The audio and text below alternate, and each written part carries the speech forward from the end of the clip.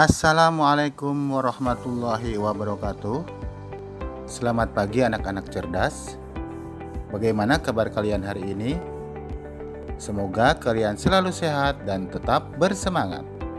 Hari ini kita akan belajar pada tema 3, subtema 1, muatan pelajaran IPA dengan materi tentang rangkaian listrik.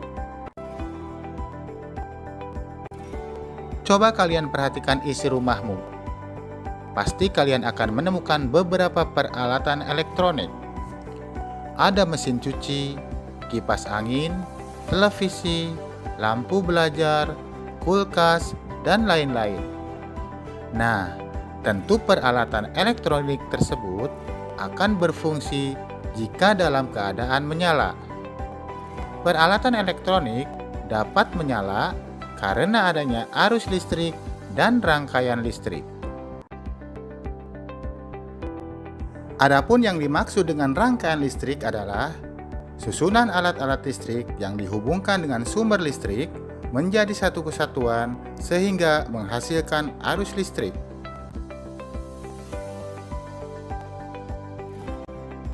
Seperti yang pernah kita bahas sebelumnya, rangkaian listrik terdiri dari beberapa komponen. Di antaranya yang pertama adalah sumber listrik, konduktor atau penghantar listrik, dan yang ketiga adalah alat listrik yang dalam hal ini adalah saklar. Berikut ini adalah beberapa komponen listrik yang terdapat pada rangkaian listrik. Pertama ada batu baterai yang berfungsi sebagai sumber energi listrik. Selanjutnya ada saklar, berfungsi sebagai alat yang dapat menyambung dan memutuskan arus listrik. Yang ketiga ada lampu, berfungsi mengubah energi listrik menjadi energi cahaya. Dan yang terakhir adalah kabel, yang berfungsi sebagai konduktor yang mengalirkan arus listrik. Berdasarkan ada tidaknya aliran listrik, rangkaian listrik dibagi menjadi dua macam. Yang pertama yaitu rangkaian listrik terbuka. Adapun yang dimaksud dengan rangkaian listrik terbuka adalah rangkaian listrik yang tidak dapat mengalirkan arus listrik karena jalur-alurnya terputus. Dalam hal ini, posisi saklar terbuka. Yang kedua, ada rangkaian listrik tertutup.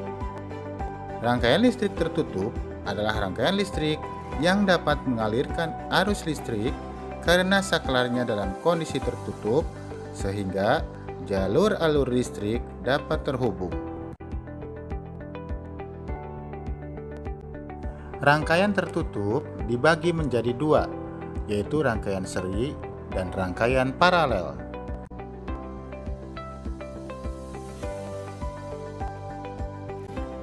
Mari kita bahas tentang rangkaian seri terlebih dahulu.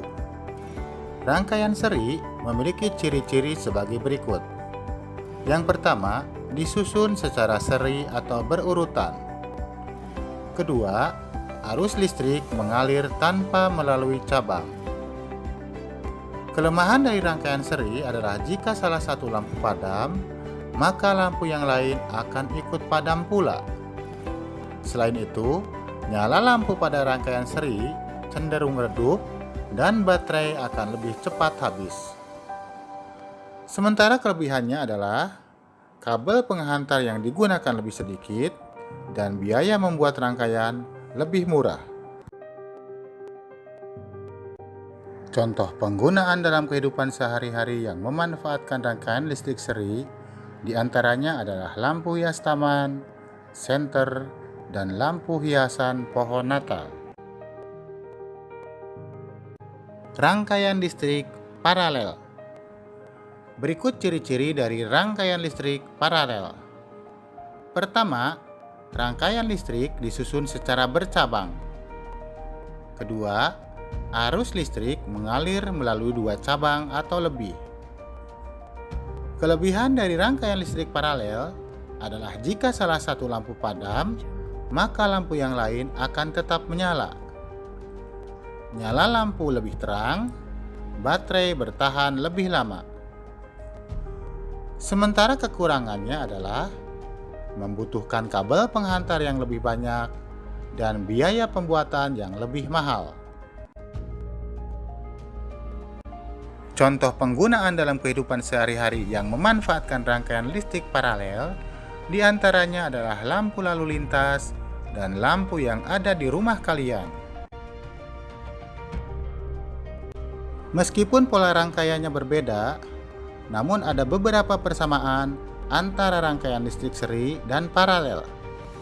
Pertama, daya dan arus listrik yang dibutuhkan dari kedua jenis rangkaian tersebut sama besar. Berikutnya, kedua jenis rangkaian dapat digunakan secara bersama-sama. Yang terakhir, kedua jenis rangkaian listrik tersebut memiliki kesamaan hambatan. Hambatan listrik artinya kemampuan benda untuk menahan aliran arus listrik. Contoh, semakin panjang kabel, maka hambatan listrik akan semakin besar pula.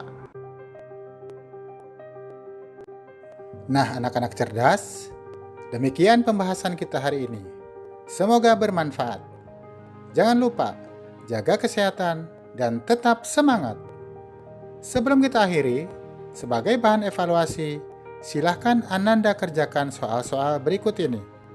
Kerjakan dengan teliti dan penuh rasa tanggung jawab. Sampai jumpa pada pembahasan materi berikutnya. Assalamualaikum warahmatullahi wabarakatuh.